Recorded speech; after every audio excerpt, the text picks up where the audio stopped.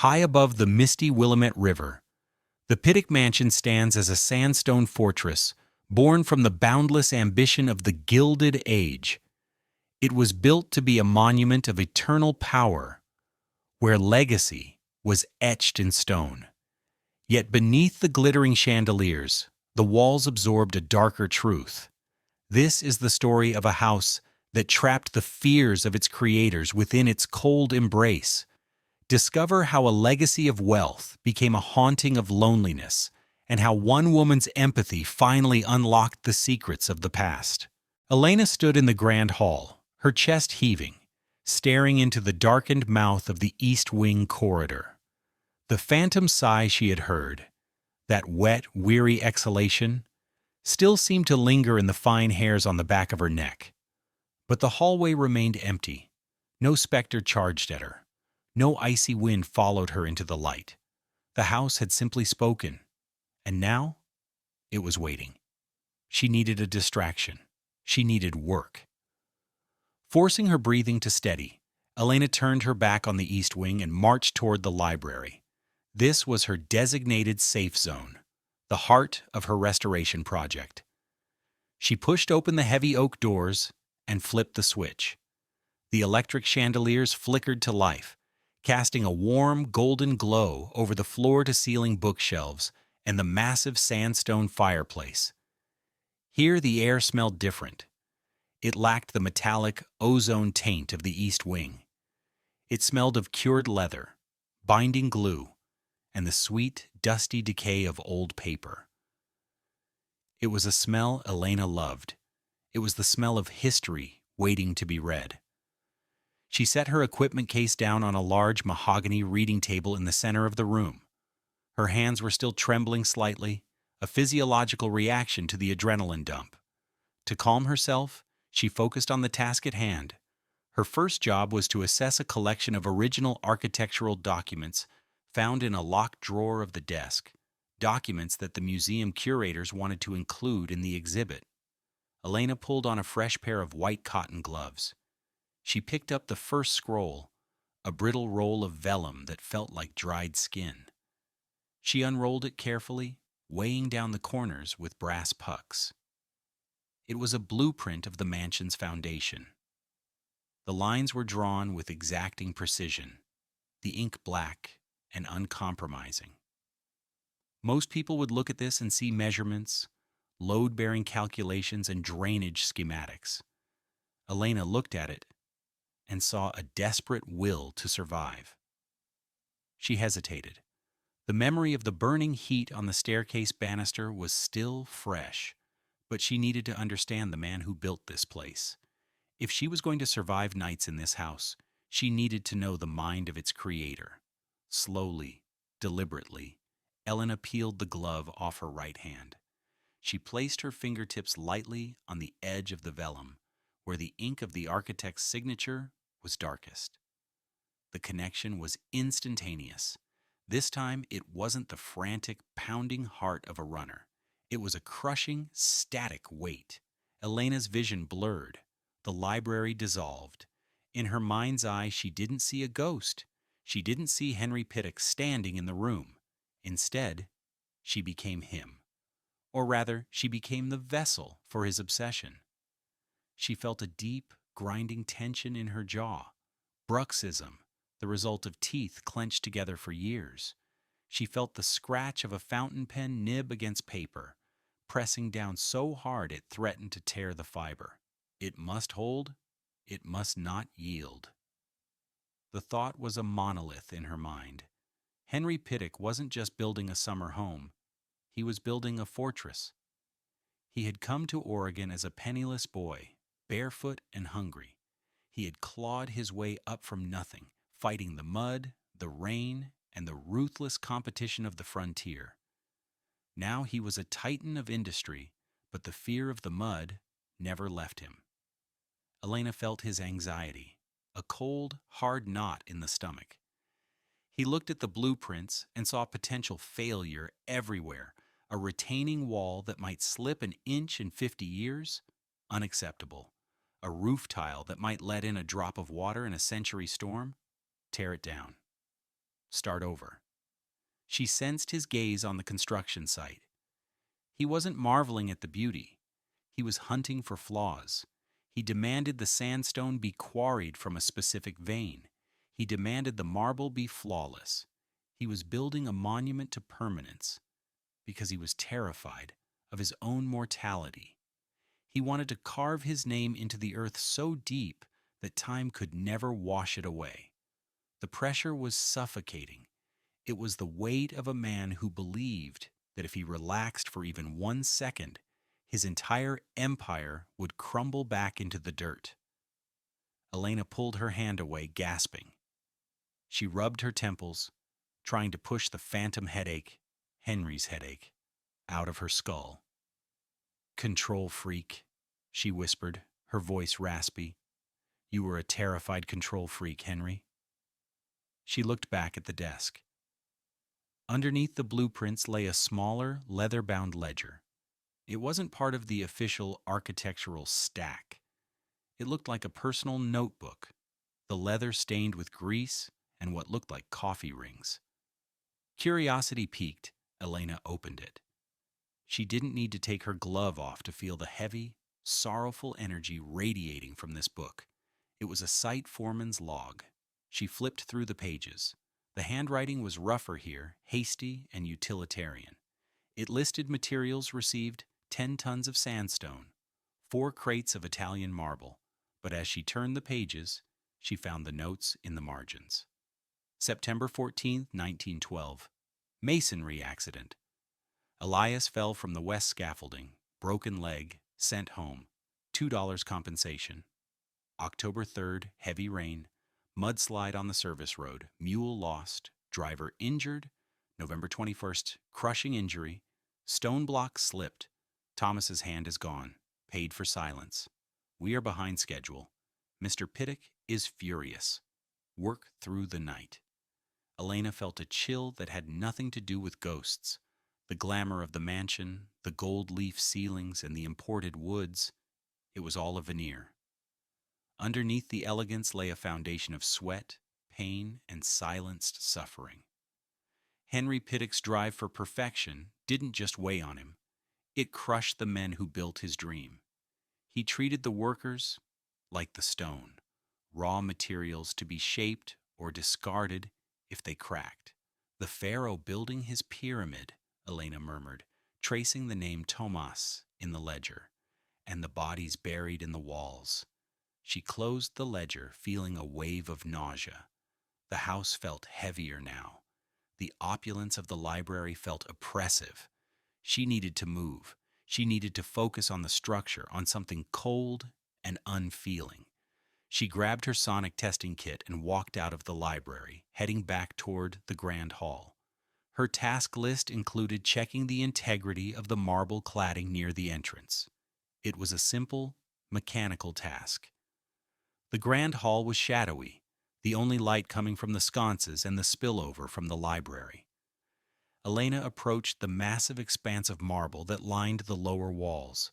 It was exquisite stone, veined with gray and violet, polished to a mirror shine. She ran her gloved hand over the surface. It was freezing. According to Henry's obsession, this wall was meant to stand for 1,000 years. It was the shield against the world. Elena pressed the sonic sensor against the stone and adjusted the frequency dial. She needed to check for microfractures behind the facade. She watched the needle on the gauge. It held steady. Solid. Perfect. She relaxed slightly. "See, Henry?" It held. "You worried for nothing." She reached up to adjust the sensor higher on the wall. As she did, her wrist brushed against the stone, and the cuff of her shirt pulled back. A sliver of bare skin on her forearm made contact with the cold marble. "C-R-A-C-K." The sound was deafening. It wasn't a snap. It was the roar of a mountainside splitting apart. It sounded like a cannon shot fired inside a cathedral.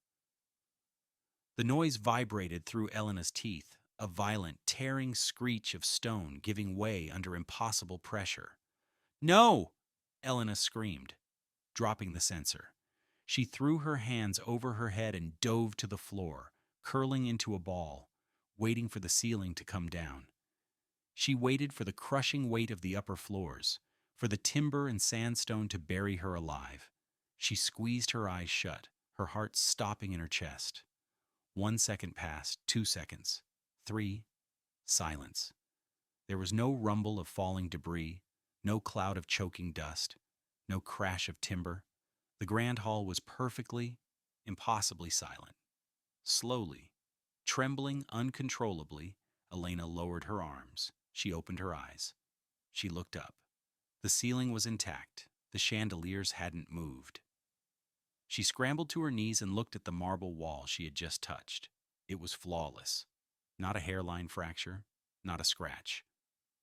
The mirror polish reflected her own terrified face, pale and wide-eyed. Elena slumped back against the floor, her breath coming in ragged gasps. Realization washed over her, colder than the wind in the east wing. The wall hadn't cracked, the house hadn't broken. What she had heard was the fear. It was the echo of Henry Pittock's worst nightmare. Every day he walked this hall, he didn't hear the silence of stability. He heard the impending doom of his own creation. He walked through his palace, waiting for the crack, waiting for the ruin, waiting for the world to prove him a fraud. The sound wasn't in the stone. It was in the memory of the man. Elena stared at the perfect, silent wall. The weight of perfection wasn't just a metaphor. It was a scream that had been echoing in this stone for 100 years, audible only to those who knew how to listen. And for a moment, the sheer magnitude of Henry's terror was more frightening than any ghost in the East Wing. The silence in the grand hall was no longer peaceful. It was heavy, pregnant with the echo of a scream that had only existed in Elena's mind. She peeled herself off the marble floor, her knees bruising against the stone, and checked her watch. It was nearing 7 o'clock. Outside, the storm had swallowed the twilight, leaving the mansion wrapped in a suffocating shroud of black rain. She couldn't stay in the hall. The memory of Henry Pittock's terrified paranoia was too loud there. She needed a space that felt less like a fortress and more like a home. Elena gathered her scattered equipment and moved toward the music room. It was situated at the end of the main corridor, a semicircular space designed to capture the sweeping views of the city below. Now the windows were just obsidian mirrors, reflecting her own pale, shaken face. The room was dominated by a magnificent Steinway grand piano, its ebony finish dull under a layer of dust, and a golden harp that stood in the corner like a skeletal wing. This was Georgiana Pittock's domain. If Henry was the stone and the mortar, Georgiana was the velvet and the silk, the softening agent that made the fortress livable. But before she could begin work on the floorboards, Elena realized she had left her specialized solvent, a non-corrosive mixture for treating antique wood, in the basement storage, near the servants' entrance. She hesitated. The warning about the East Wing was fresh in her mind, but the service areas were central. They were the veins of the house, hidden behind the walls. Taking a deep breath, she located the service door discreetly paneled into the wainscoting and stepped into the narrow, unadorned corridor that led to the service elevator. The transition was jarring. In the main rooms, the ceilings soared 12 feet high, adorned with crown molding and gold leaf. Here, the ceiling pressed down, barely clearing her head. The air was different, too. It was stale, smelling of old grease, coal dust, and harsh lye soap. Elena descended into the basement level, the heart of the domestic operation. The kitchen was cavernous, lined with white subway tiles that gleamed dully in her flashlight beam. It was cold, but as she walked toward the supply closet, the temperature didn't drop. It just felt crowded. Elena didn't take off her gloves. She didn't have to. The energy here was so dense it seeped through the cotton. It wasn't the singular, crushing weight of Henry's ambition. It was a cacophony of exhaustion. She felt the phantom ache of swollen feet standing on hard tile for 14 hours a day. She felt the burn of scalding water on raw hands. She paused by a large butcher block table. The wood was worn concave in the center from decades of chopping. Upstairs they drink champagne. Down here we drink the dregs. The thought whispered through her mind, bitter and sharp. It wasn't one voice. It was a chorus. She sensed the resentment festering in these low-ceilinged rooms. The maids, the cooks, the scullery boys. They lived in the shadows of the Gilded Age. They saw the waste, the excess, the diamond necklaces that cost more than their lifetime earnings.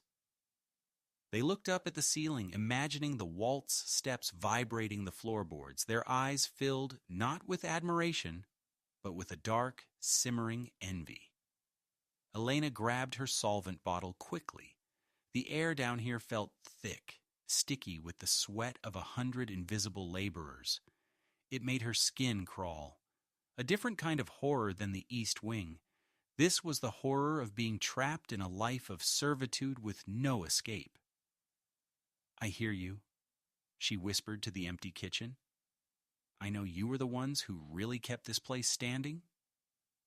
She hurried back to the elevator, the heavy iron gate clanging shut behind her, sealing away the resentment of the underclass. Back in the music room, the atmosphere felt deceptively lighter. Elena set up her workspace near the window. She needed to clean the intricate parquet flooring before she could assess the piano. She knelt, applying the solvent to a microfiber cloth. As she scrubbed at a stubborn dark stain near the baseboard, something caught the light of her portable lamp. It was wedged deep in the gap between the oak planks, buried under decades of wax and dust. Elena used a pair of fine tweezers to work it loose. With a soft plink, it came free. It was a hairpin, but not a simple bobby pin. It was gold, tipped with a small, lustrous pearl that had miraculously survived the years without dulling. It was exquisite, and it was personal. Elena held it in her gloved palm, staring at it. This belonged to the lady of the house. It was a relic of beauty. Curiosity, that dangerous drug, flooded her veins. She knew she should bag it and tag it. But she needed to know the woman who wore it. Henry was the fear. The servants were the resentment. What was Georgiana? Slowly, Elena pulled the glove off her left hand. She picked up the pearl hairpin. The silence of the empty mansion shattered. Instantly, Elena was no longer kneeling on the floor. She was standing in the center of the room. But the room was alive. The chandeliers were blazing with electric light, so bright it hurt her eyes. A string quartet was playing a waltz, the music swirling through the air like perfume. The room was packed with people, men in tuxedos with stiff collars, women in silks of emerald, crimson, and violet. The noise was deafening, laughter, clinking crystal, the murmur of gossip, the rustle of expensive fabric. Character description: Georgiana Pittock. In the center of the vision stands Georgiana. She is a woman of commanding presence, draped in heavy lace and silk. Her hair is piled high in an elaborate coiffure, secured by the very pearl pin Elena holds. She is beautiful, but her face is powdered pale, masking the fine lines of fatigue around her eyes. Elena watched as Georgiana moved through the crowd. She was the sun everyone orbited. People reached out to touch her arm, to offer compliments, to seek favor. "Mrs. Pittock, the arrangements are divine." Georgiana, simply the event of the season. Georgiana smiled. It was a perfect, practiced smile. It showed the right amount of teeth. It crinkled the eyes just so. It was a masterpiece of social engineering. But because Elena was holding the pin, she didn't just see the smile. She felt what was behind it. She felt a screaming, suffocating loneliness. Inside Georgiana's chest, there was a void. She looked at these people, the bankers, the politicians, the social climbers, and she felt absolutely nothing but distance. She was surrounded by hundreds of admirers, yet she was the only person in the room. "They don't see me," Georgiana's internal voice wept, a contrast to her poised exterior. "They see the money. They see the house on the hill. I am just another fixture, like the chandelier. I am drowning in plain sight." Elena felt the corset digging into Georgiana's ribs, making it hard to breathe. She felt the exhaustion of maintaining the facade, the terror of a single hair out of place, a single word misspoken. This wasn't a party, it was a performance, and she was tired. So tired. In the vision, Georgiana turned toward the window, her smile faltering for a split second. Her hand went to her hair, a nervous tremor in her fingers. She brushed against the heavy velvet curtain, and the pearl pin snagged, pulling loose. It fell to the floor, unnoticed in the cacophony. Georgiana didn't stoop to pick it up. She couldn't. A queen does not scramble on the floor. She simply straightened her spine, fixed the mask back in place, and turned back to the sharks in the tuxedos. Elena gasped, dropping the pin. The lights vanished. The music died. The crowd dissolved into mist.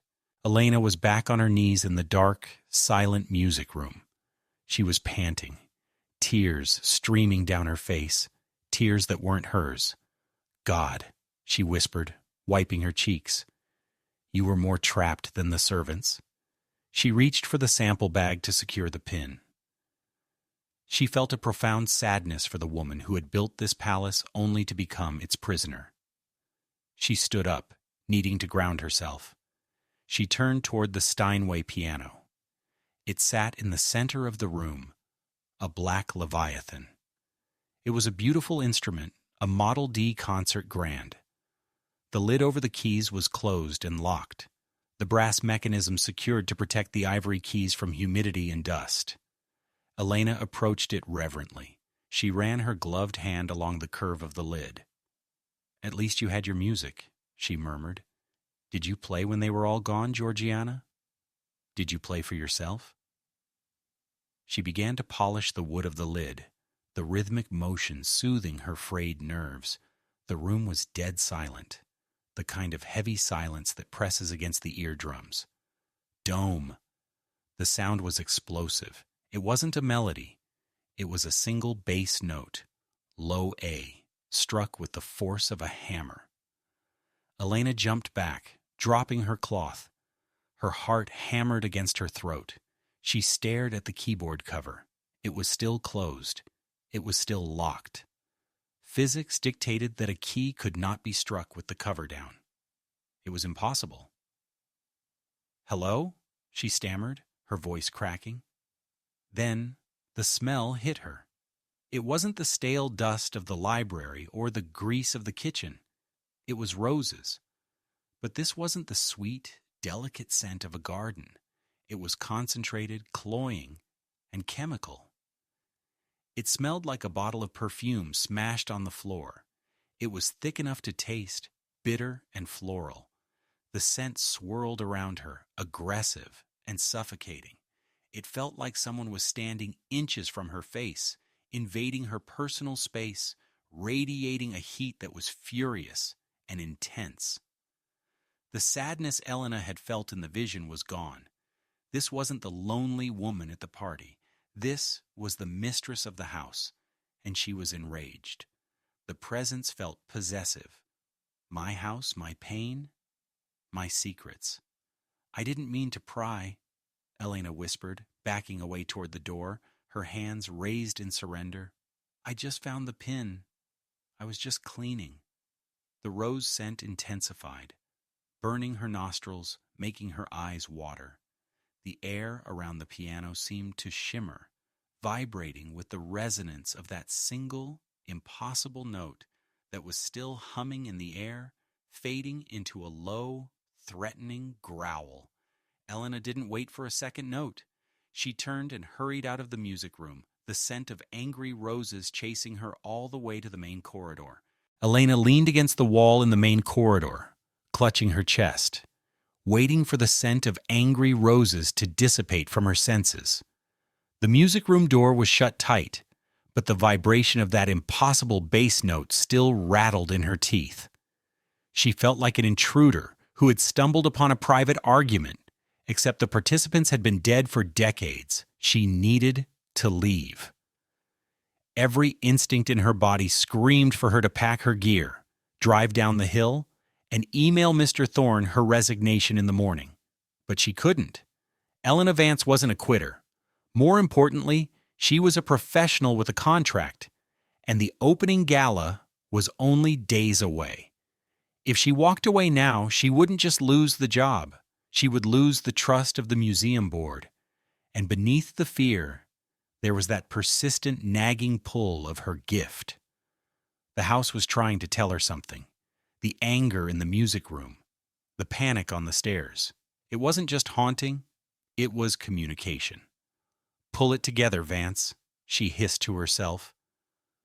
She retreated to the library, the only room that felt somewhat neutral, to regroup. She unrolled the master inventory list for the family life exhibit. She needed to focus on logistics. Logistics were safe. Logistics were solvable. She ran her finger down the list. Item 304, silver hairbrush set, located. Item 305, christening gown, located. Item 402, hand-carved oak cradle, location, attic storage, Zone E. Elena's finger stopped. Zone E, the east wing. Specifically, the attic space directly above the rooms she had fled from in Chapter 1. She groaned, dropping her head into her hands. Of course. The centerpiece of the nursery exhibit, the symbol of the Pittock lineage, had to be stored in the most active, volatile part of the house. To prepare herself, Elena opened the dossier associated with the nursery artifacts. Inside, protected by plastic sleeves, were photocopies of family correspondence. If she was going to face the East Wing again, she wanted to know exactly what kind of emotional residue she might encounter. She pulled out a letter written by Georgiana to her daughter, dated 1916. The handwriting was elegant, but the ink strokes were thin, trailing off at the ends of sentences as if the writer lacked the energy to lift the pen. "My dearest, the house is quiet today. Too quiet. Your father is consumed with his papers in the library, and the servants move like ghosts in the walls. I walked past the nursery this morning and had to close the door. The silence in that room is heavier than the furniture. This house, it was meant to be a legacy, a testament to our name. But I fear we have built a canyon, not a home. The hallways are so long that I cannot hear you laugh from my room. We are all islands here, separated by miles of velvet and marble." Elena read the letter twice. The subtext was heartbreaking. Henry had built a fortress to keep the world out, but in doing so, he had isolated his family from one another. The wealth that bought them privacy also bought them loneliness. The gilded cage wasn't just a metaphor for Georgiana's social life, it was a physical reality. The architecture itself severed the bonds of intimacy. Elena looked up at the ceiling. The cradle wasn't just a piece of furniture. It was the vessel for the one thing that could bridge that distance: a child. It represented the hope that this cold stone fortress could be filled with warmth. "Okay," Elena said softly. "I'm coming to get it. I'm not leaving it up there in the dark." She checked her flashlight. She grabbed a thermal jacket from her kit, a precaution against the drafts. She didn't take the main staircase.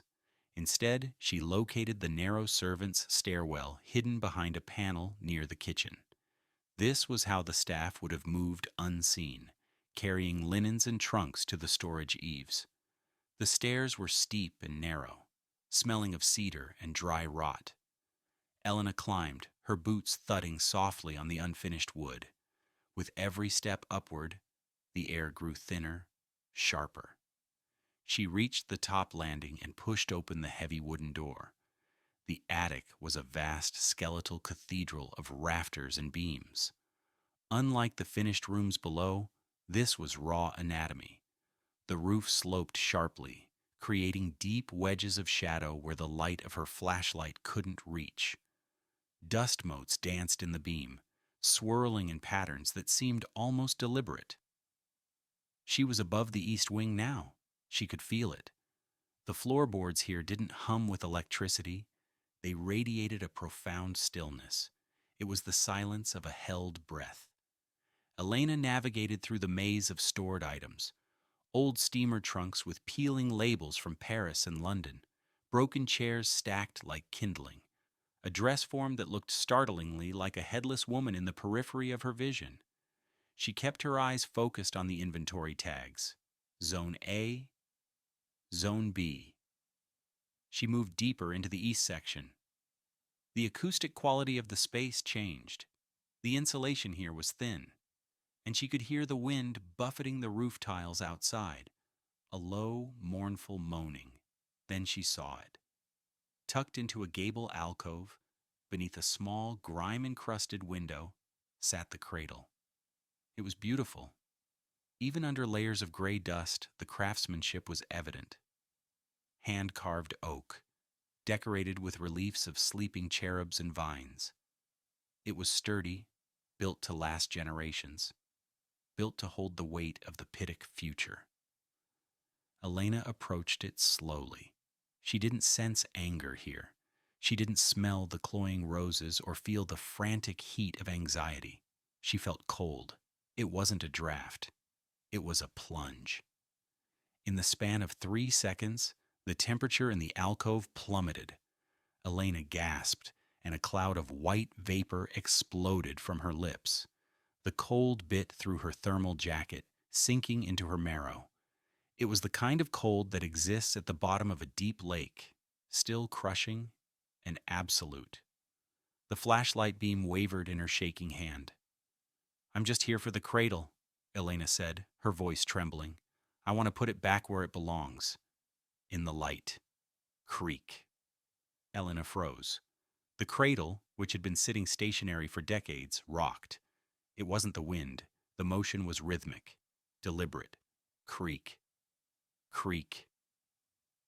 The wooden rockers ground against the floorboards. It was a slow, gentle sway, the tempo of a mother trying to soothe a fretful infant. Elena stood paralyzed, watching the empty cradle rock back and forth in the freezing darkness. Her breath came in short, white puffs. Then came the sound. It didn't come from the cradle. It came from the walls, from the rafters, from the very air surrounding her. It was a humming, a melody without words. It wasn't the scary, disjointed noise of a poltergeist. It was a lullaby, low, chesty, and incredibly sad. It was the sound of a woman humming to fill the silence, humming to comfort a baby, or perhaps humming to comfort herself when the baby was gone. The sound vibrated in Elena's sternum.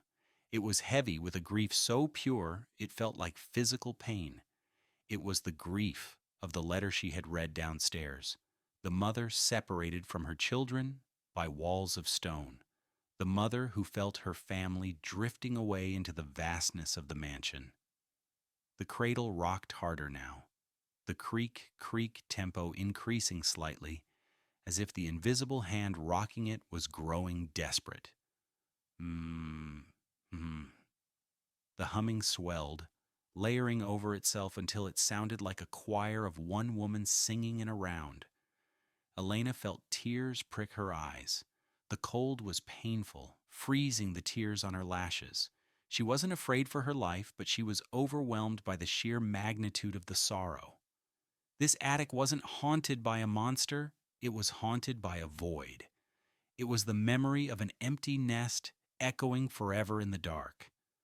"I know," Elena whispered, her voice breaking. "It's too quiet, I know." She stepped forward, fighting the instinct to run. She reached out with a trembling, gloved hand. She didn't try to stop the cradle abruptly. She placed her hand gently on the rim of the oak. I'm taking it down, she said firmly, speaking to the freezing air. I'm taking it to the nursery, where the people are, where the children will see it. Under her hand, the rocking resisted for a moment, a tug of war with a ghost. The cold intensified, burning her skin through the glove. Then, with a final shuddering creak, the cradle stopped. The humming faded, dissolving back into the sound of the wind outside. The temperature didn't return to normal, but the aggressive, biting freeze lifted, leaving just the natural chill of an unheated attic. Elena stood there, gripping the cradle, shivering violently. She felt drained, as if she had just cried for hours. Okay, she breathed, checking her surroundings. Okay. She grabbed the handle of the cradle. It was heavy, solid oak. She would need help to get it down the stairs eventually, but for now, she just dragged it out of the alcove, away from the shadows, into the center aisle where the light was better. She looked back at the empty corner. The dust there was undisturbed, except for the two curved lines where the rockers had moved. Elena turned and began the long descent, dragging the symbol of the family back down to the world of the living, leaving the lonely cold of the East Wing attic behind her. Elena Vance stood in the grand hall, the oak cradle resting at her feet like a small wooden boat in a dry harbor. The adrenaline from the attic was fading, replaced by a cold, trembling exhaustion. She had done what she came to do. She had retrieved the artifact. She had faced the cold. Now she just wanted to go home, take a hot shower, and forget that houses could cry. But the house wasn't done with her. Outside, the gentle drizzle that had greeted her arrival had mutated. The wind was no longer moaning. It was shrieking, a high-pitched keen that vibrated against the double-paned glass. Rain lashed the sandstone facade with the violence of gravel being thrown by a shovel. Elena checked her phone. No signal. The thick stone walls had always been a barrier, but usually she could get a bar near the window. Now nothing. Just get to the car, she muttered, grabbing her equipment bag and leaving the heavy cradle where it sat. Come back tomorrow with the team, safety first. She pushed open the heavy front doors. The wind caught them immediately, ripping the brass handle from her grip and slamming the wood against the exterior stone. Elena gasped, stepping out onto the portico. The world had turned into a chaotic blur of water and motion. The tall Douglas firs that lined the driveway were swaying dangerously, their tops thrashing in a chaotic dance. She put her head down and ran for her sedan. She threw her bag in the back and keyed the ignition. The engine roared to life, a comforting mechanical sound in the auditory madness of the storm. She threw the car into reverse, backed out, and swung the nose toward the winding exit road. She made it 50 yards. Ahead, where the driveway curved sharply toward the city, a massive shape blocked the asphalt. One of the ancient fir trees, its roots likely softened by days of rain, had snapped. The trunk, thick as a sedan, lay across the road like a fallen barricade. Its branches, heavy with wet needles, clawed at the air. Elena slammed on the brakes, the car skidding on the wet leaves before coming to a halt just feet from the tangled mess. No, she whispered, her hands gripping the steering wheel until her knuckles turned white. No, no, no. She couldn't drive around it. The drop-off on the left was steep, and the embankment on the right was a wall of mud. She was trapped. She grabbed her phone again. Emergency calls only. She tried to dial 911, but the call failed instantly. The storm must have knocked out a nearby tower, or the geography of the hills was conspiring against her. For a moment she considered sleeping in the car. It felt safer than the mansion, but as she watched, a large branch from the canopy above snapped off and crashed onto the hood of her car with a sickening metal crunch. The car rocked violently. The windshield cracked. "Okay," she shouted, her voice lost in the roar of the wind. "Okay, I get it. She wasn't safe here. The woods were falling apart. The only thing built to withstand this kind of violence was the fortress at the top of the hill. Elena grabbed her jacket and flashlight, abandoned the car, and sprinted back up the driveway.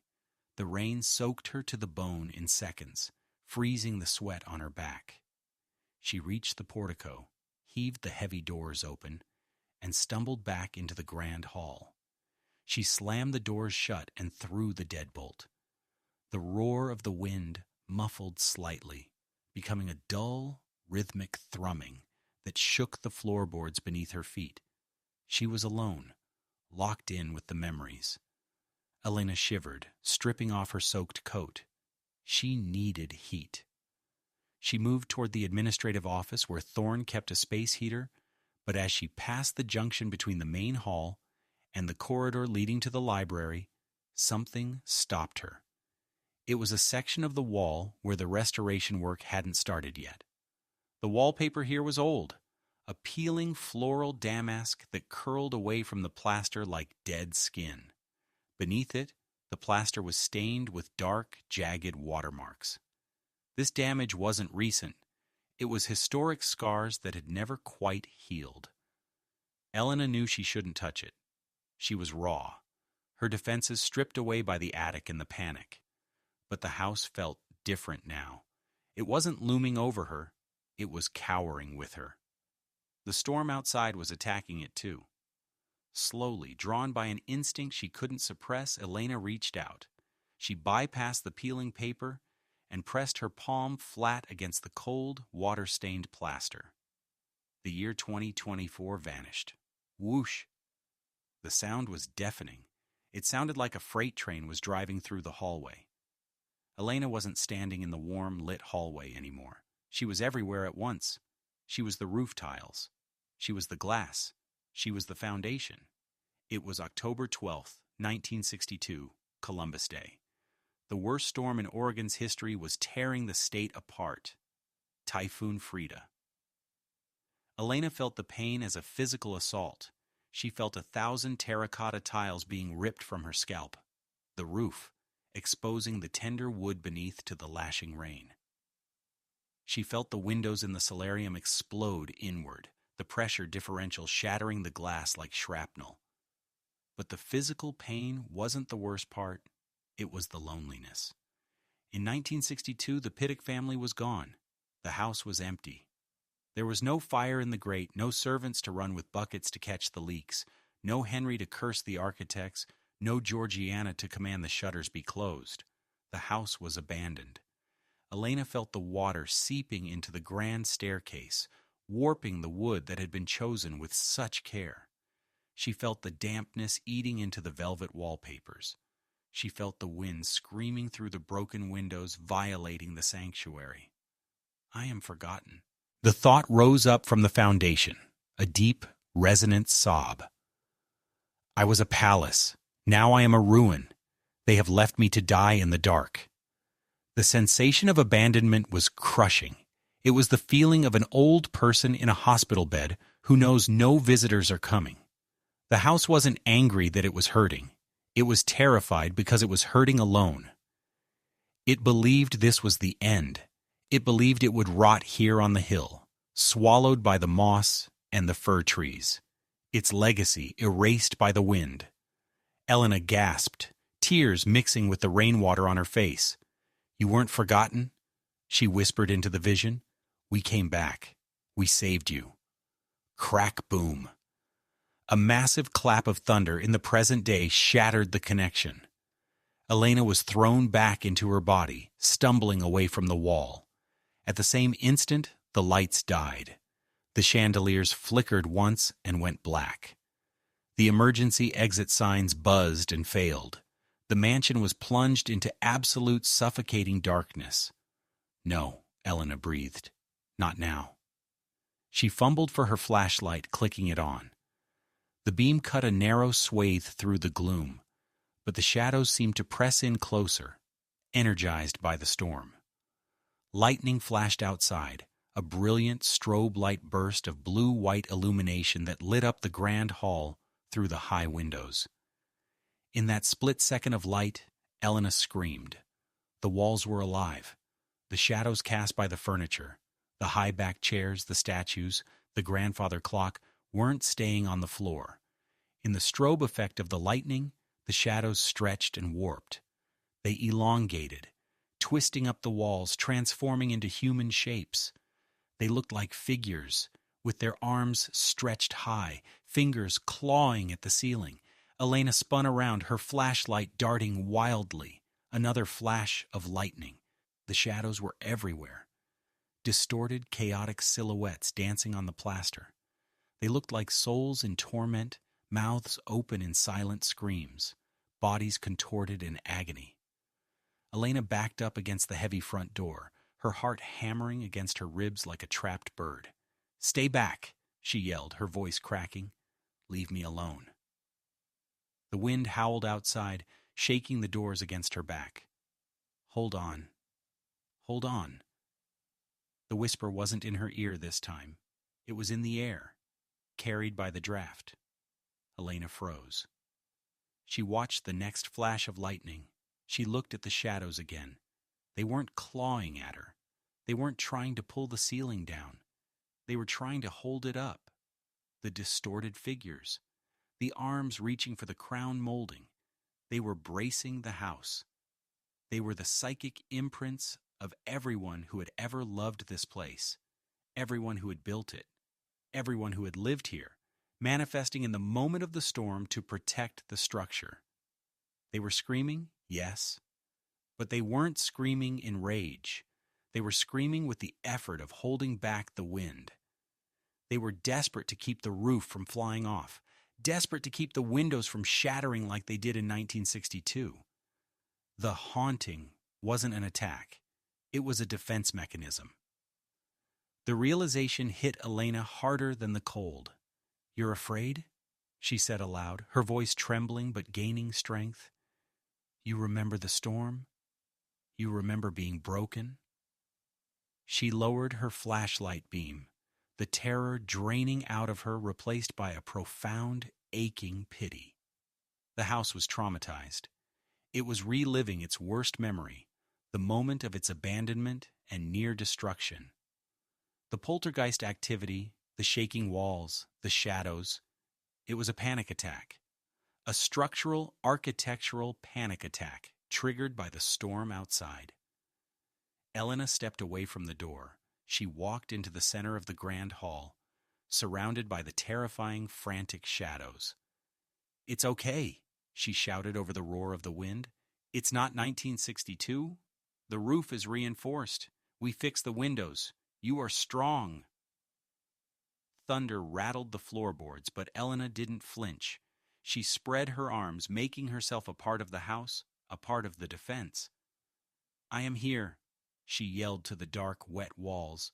"You are not abandoned. I am right here, and I'm not leaving." For a moment, the wind seemed to shriek louder, a final test of her resolve. Then, slowly, the frantic energy in the room began to shift. The shadows didn't disappear, but their movements became less chaotic. They seemed to settle, anchoring themselves. Elena stood in the dark, breathing hard, keeping her promise to a pile of stone and wood that was terrified of dying alone. The darkness in the grand hall was absolute, save for the narrow, wavering beam of Elena's flashlight. The shadows that had terrified her moments ago, the distorted figures bracing the ceiling, had faded back into the woodwork, leaving behind a silence that felt less like peace and more like exhaustion. The house was holding its breath, waiting for the next blow from the storm outside, waiting for the inevitable collapse that Henry Pittock had feared for a century. Elena stood in the center of the foyer, her heart rate slowly returning to a human rhythm. The logical part of her brain, the part that wrote condition reports and budgeted for solvent, told her to retreat. The security office in the carriage house had a generator, a heater, and a satellite phone. It was safe. It was separate. But leaving now felt like betrayal. She looked up at the invisible ceiling, sensing the sheer weight of the stone and timber above her. "You're tired," she whispered to the dark. I know, you've been holding on for so long. She couldn't leave. If she walked out into the storm, she would be just another person abandoning the legacy, reinforcing the trauma of 1962. She needed to do something the previous caretakers hadn't. She needed to stop treating the mansion like a museum and start treating it like a patient. The library, she decided, her voice firm. We need to go to the heart. She didn't run this time. She walked with purpose, her boots clicking rhythmically on the marble. She moved past the drawing room, past the music room where the scent of angry roses still lingered faintly, and pushed open the heavy double doors of the library. The room was pitch black. The storm raged against the large bay windows, the glass rattling in the frames, with a sound like chattering teeth. Elena set her flashlight on the main desk, pointing it upward at the ceiling to create a diffuse, ambient glow. Then, she reached into her equipment bag and pulled out something she kept for emergencies, a large, 3-wick candle in a glass jar. It was vanilla-scented, mundane, domestic, and undeniably alive. She struck a match. The flare of phosphorus hissed in the quiet, and the wicks caught. A warm, golden sphere of light pushed back the gloom, illuminating the rows of leather-bound books and the architectural plans she had been studying earlier.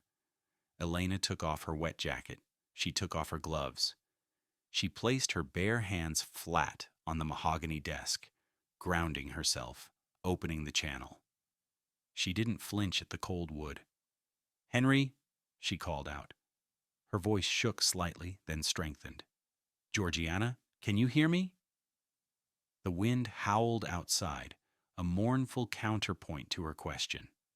The house creaked, a settling of joints that sounded like a groan. Elena looked around the room, addressing the empty chairs, the dark corners, the very air itself. I know you're afraid, she said, her tone conversational, as if she were addressing a board of directors. I know you remember the leaks. I know you remember the rot. You think it's happening again? You think this storm is the end. She picked up one of the blueprints, the one Henry had obsessed over. She smoothed it out on the desk, the parchment crinkling. Look at this, she commanded gently. Look at the lines. You built this to last, and it has. You are not a ruin. You are a landmark. She began to pace slowly around the desk, gesturing with her hands. I need to tell you what's happening tomorrow, she continued, her voice rising to compete with the thunder. You think the house is empty? You think the silence means death? No. She stopped in front of the fireplace. Tomorrow night the doors open. Do you understand? The exhibition. The Pittock heritage. It's not an estate sale. It's a celebration. She closed her eyes, visualizing the gala she had seen in the vision in the music room, but superimposing the future over it. 700 people, Elena announced.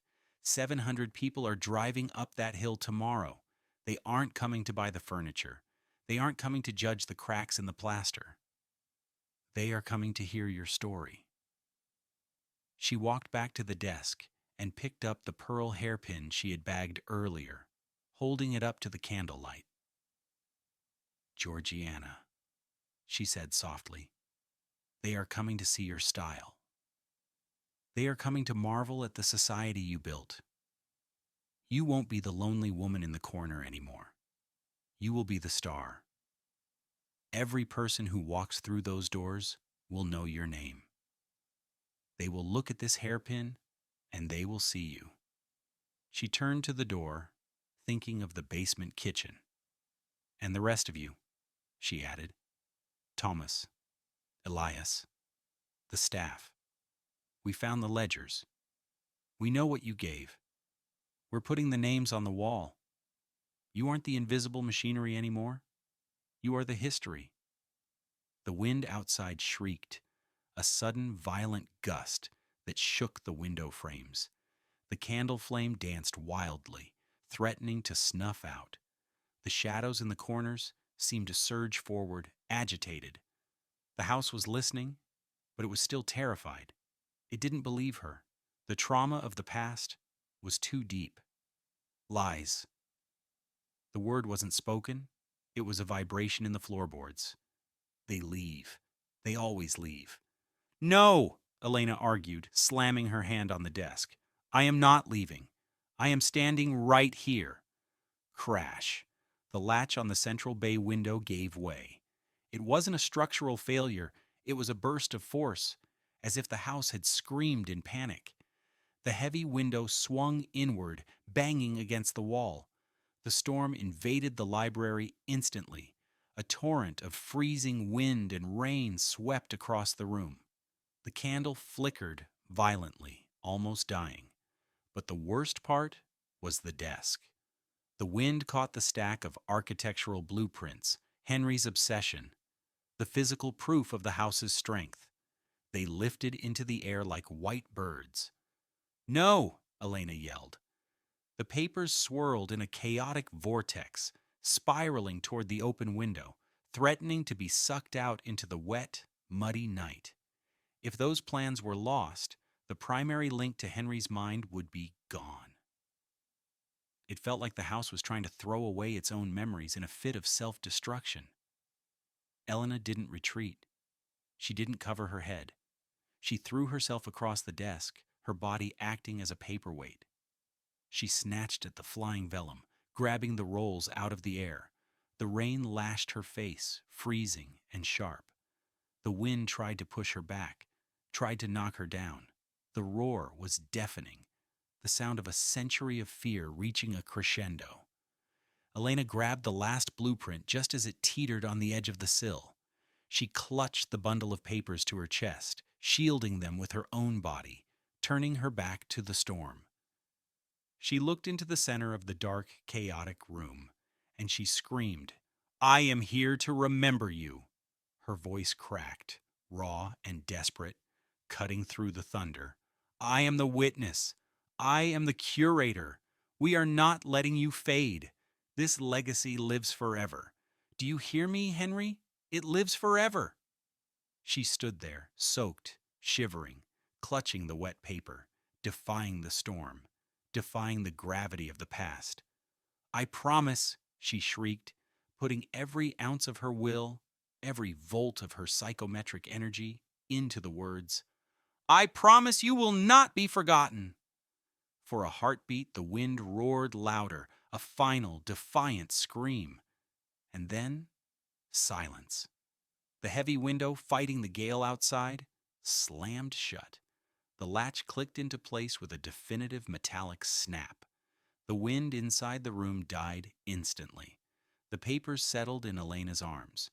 Elena stood panting, water dripping from her hair onto the mahogany desk. She waited for the next blow. She waited for the roof to tear off, but it didn't. Instead, the light changed. The 3-wick candle, which had been battered down to a tiny blue spark, suddenly flared. It didn't just flicker back to life. The flames shot up, tall and steady, burning with a brilliance that seemed impossible for simple wax and wick. The light wasn't just yellow. It was a rich, warm amber, expanding outward, pushing the shadows back into the corners. And with the light came the heat. The biting chill of the storm evaporated. A wave of warmth washed over the library. It wasn't the dry heat of a radiator. It was the warmth of a hearth fire on a winter night. It was the warmth of a body sitting next to you. It was the warmth of gratitude. Elena felt the tension in the floorboards release, the grinding pressure in the air, Henry's anxiety, dissipated like steam. The sorrowful weight of Georgiana's loneliness lifted. The room felt occupied, but not haunted. Elena lowered the blueprints to the desk. Her hands were shaking, but not from cold. She looked around the golden-lit room. "There," she whispered, her voice trembling with relief. "See? We're still here. We're okay." She sank into the leather chair behind the desk, exhausted. The candle burned steadily, a beacon in the storm. signaling to the past that the future had arrived, and it was kind. Elena Vance opened her eyes to a world that was blindingly, impossibly bright. Sunlight, sharp and unfiltered, poured through the bay windows of the library, the same windows that had nearly shattered under the assault of the wind only hours before. The light hit the mahogany desk, illuminating the dust motes dancing in the air like microscopic flecks of gold. She peeled her cheek off the leather-bound ledger she had used as a pillow.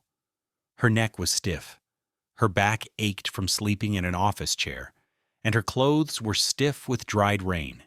Yet, as she stretched her arms over her head, Elena realized she felt something she hadn't expected. She felt rested. There had been no nightmares, no suffocating visions of drowning in loneliness, no frantic heartbeats echoing in the wood. Her sleep had been deep, dreamless, and protected. She looked at the desk. The 3-wick candle she had lit in the height of the terror was gone, consumed entirely. Only a small pool of hardened wax remained at the bottom of the glass jar, a testament to the long vigil she had kept. The architectural blueprints, the ones she had thrown her body over to save, were neatly stacked, dry and safe. Elena stood up, her joints popping. The house was silent, but it was a different kind of silence than the predatory stillness she had encountered upon arrival.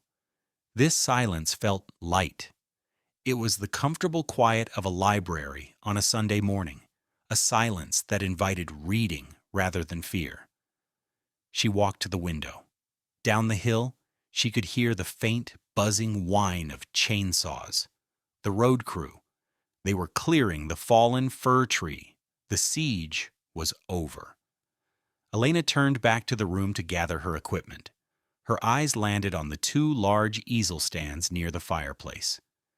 They held the oil portraits of Henry and Georgiana Pittock. Part of her restoration contract involved cleaning years of grime and varnish oxidation from these paintings before they were hung in the grand hall for the gala. She had stared at these faces for hours yesterday. She knew every brushstroke. She knew the tight, pinched lines around Henry's mouth, the physical manifestation of his grinding anxiety. She knew the flat, distant look in Georgiana's eyes, the mask of the lonely socialite. Elena walked over to Henry's portrait first. She froze. She leaned in closer, squinting in the morning light. She hadn't touched this canvas since yesterday afternoon. She hadn't applied any solvent or paint. Yet Henry looked different. The lines of tension in his jaw seemed to have softened. The brow, previously furrowed in perpetual worry about his legacy, looked smoother.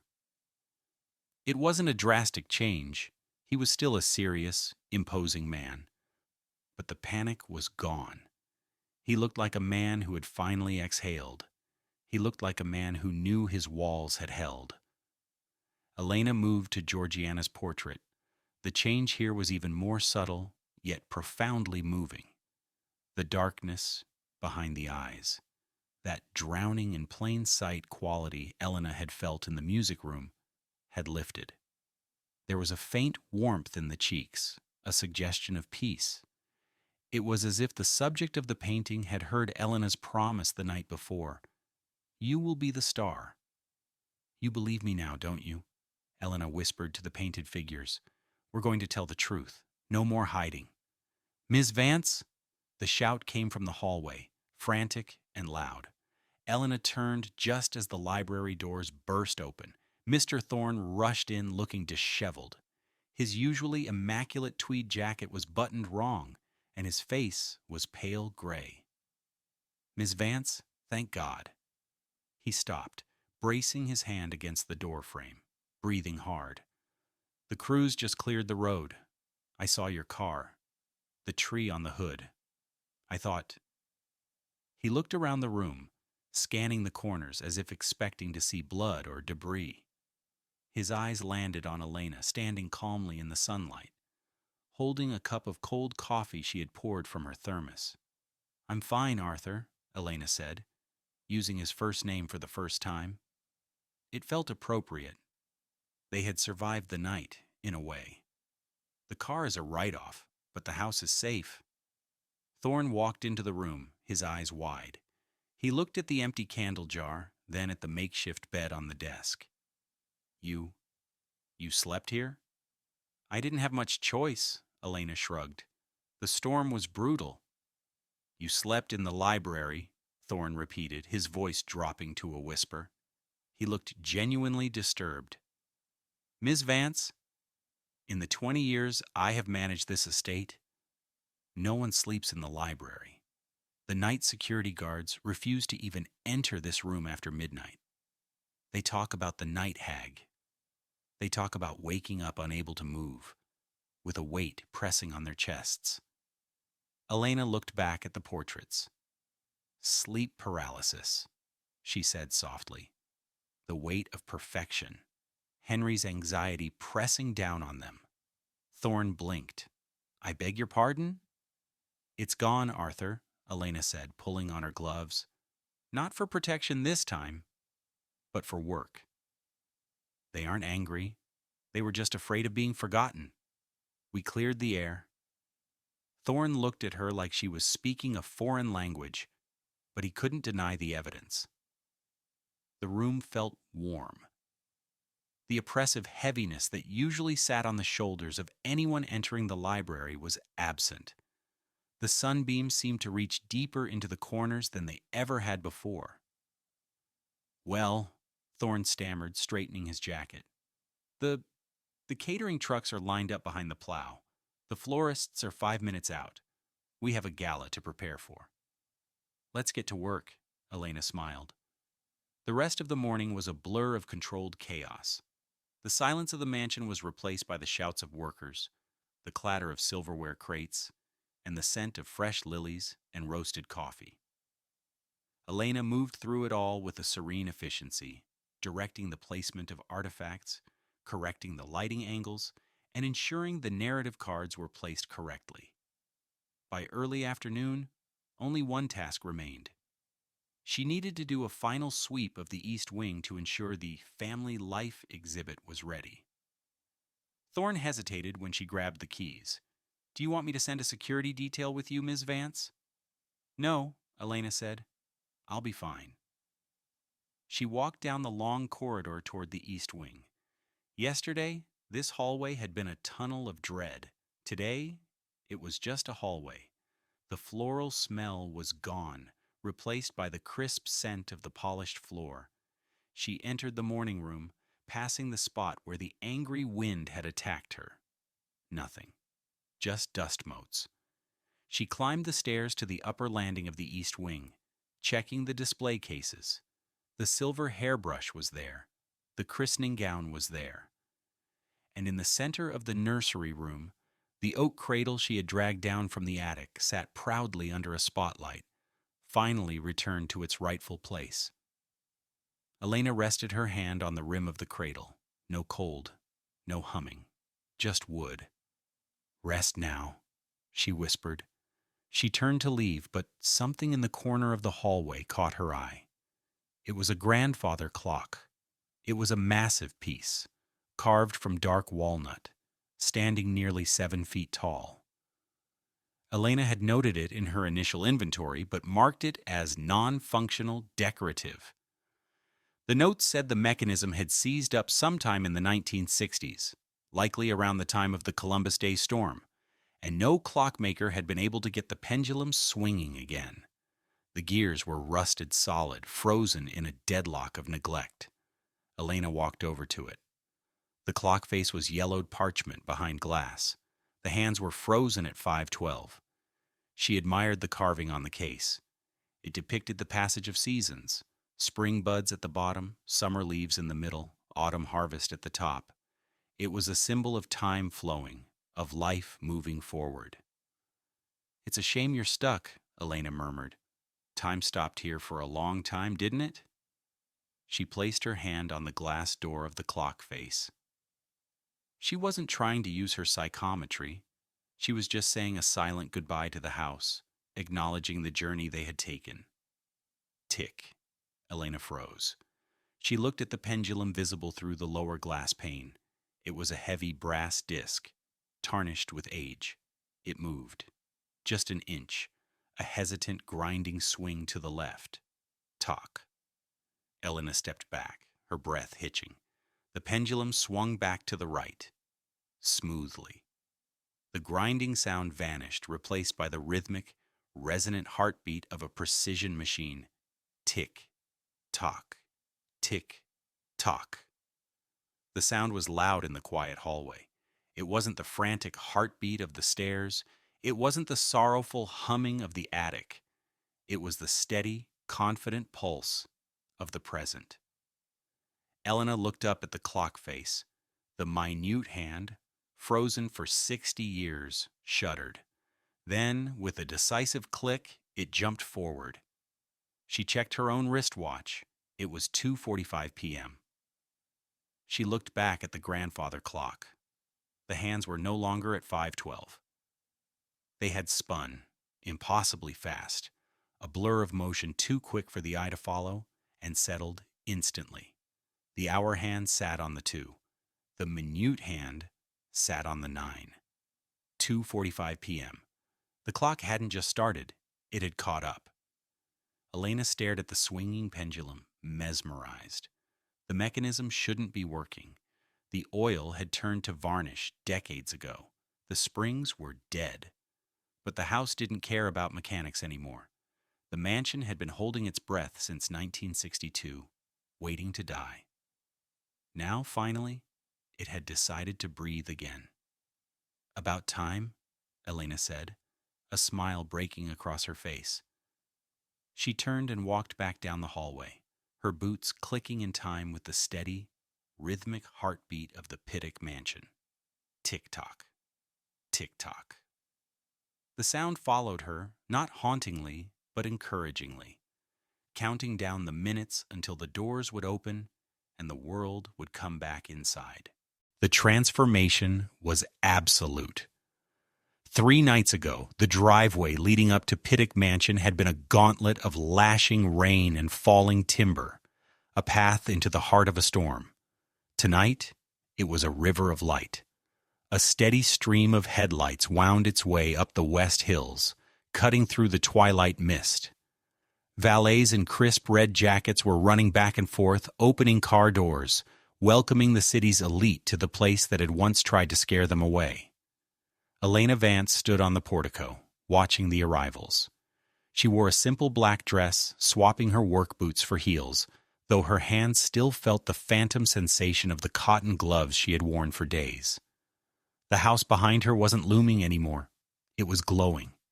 Every window, from the ground floor to the dormers of the attic, was ablaze with warm, golden light.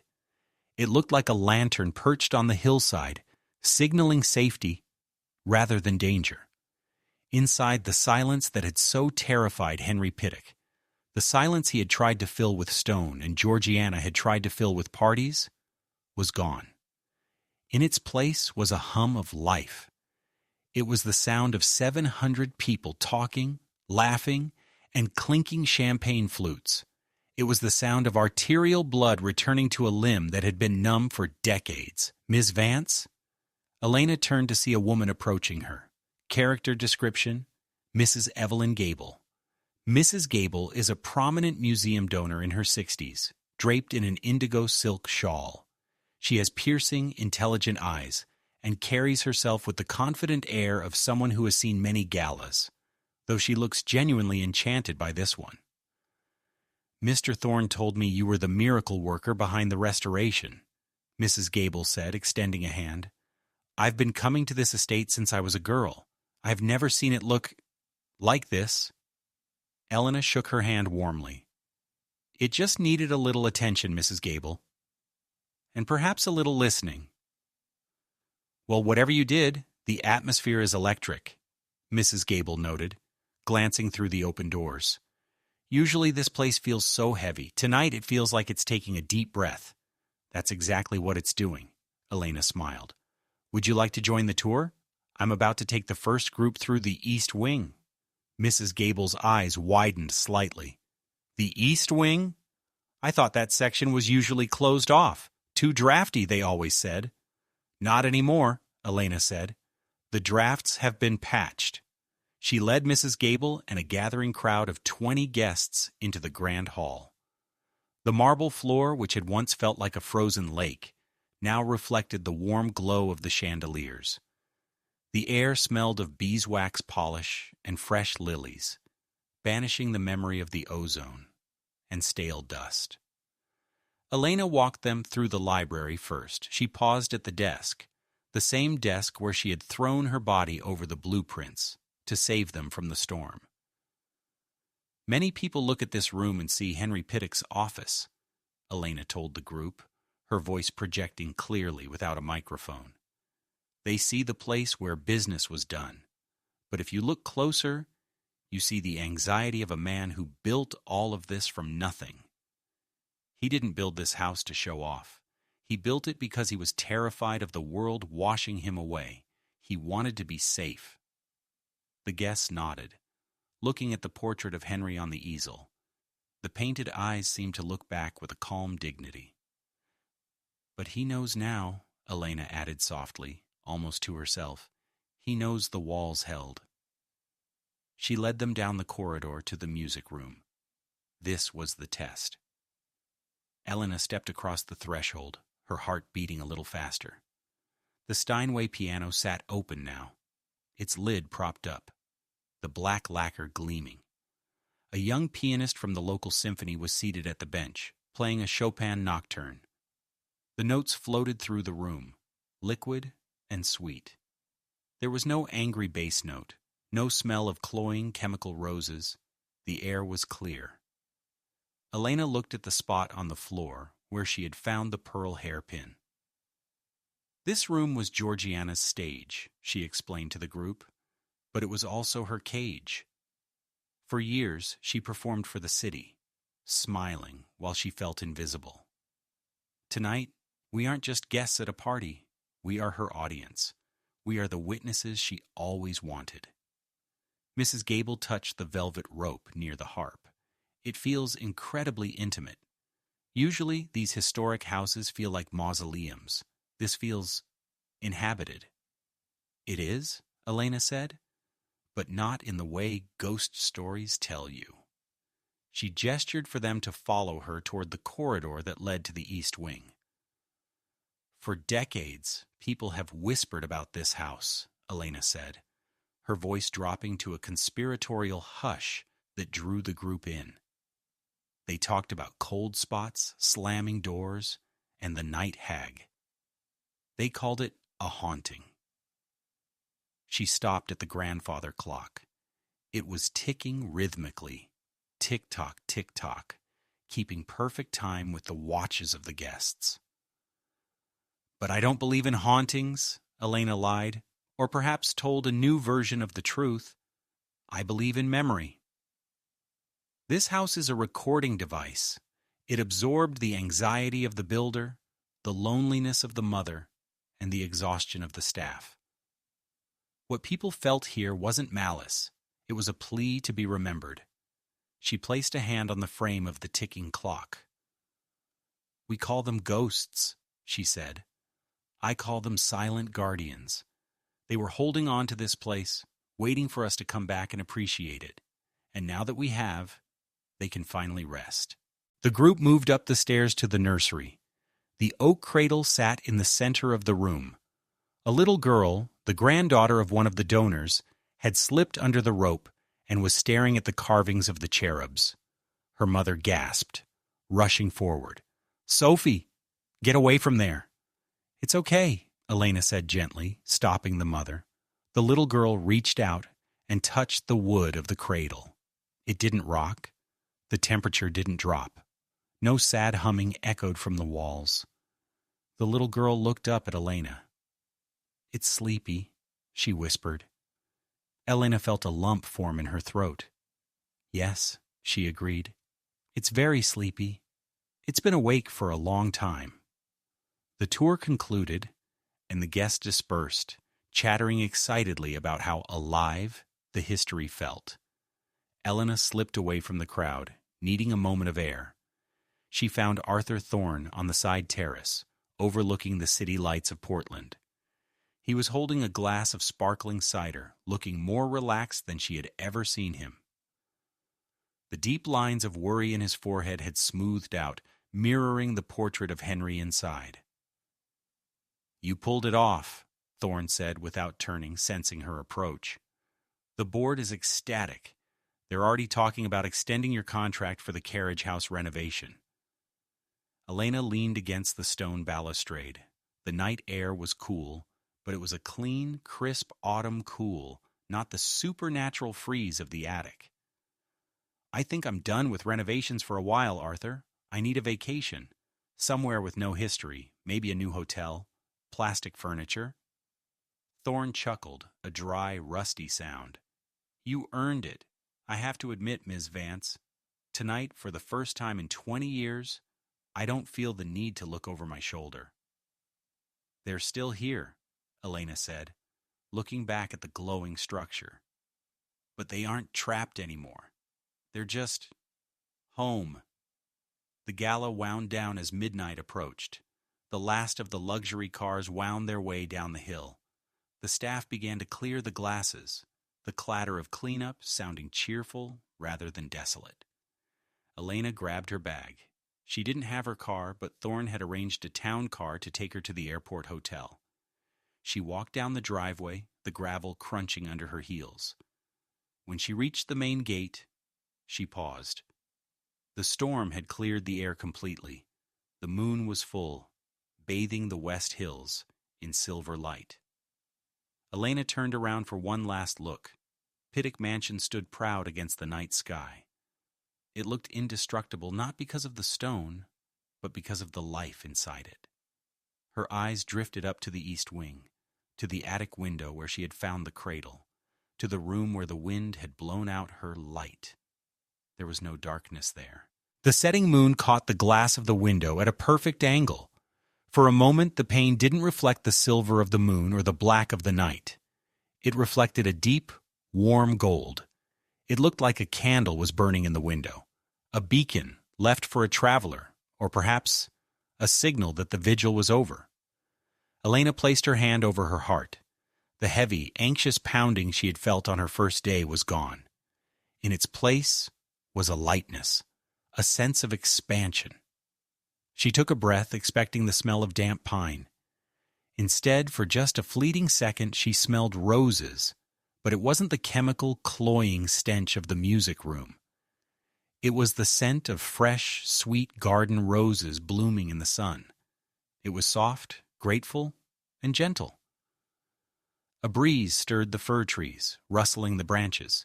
It swept past Elena, brushing her cheek like a soft hand. "Thank you."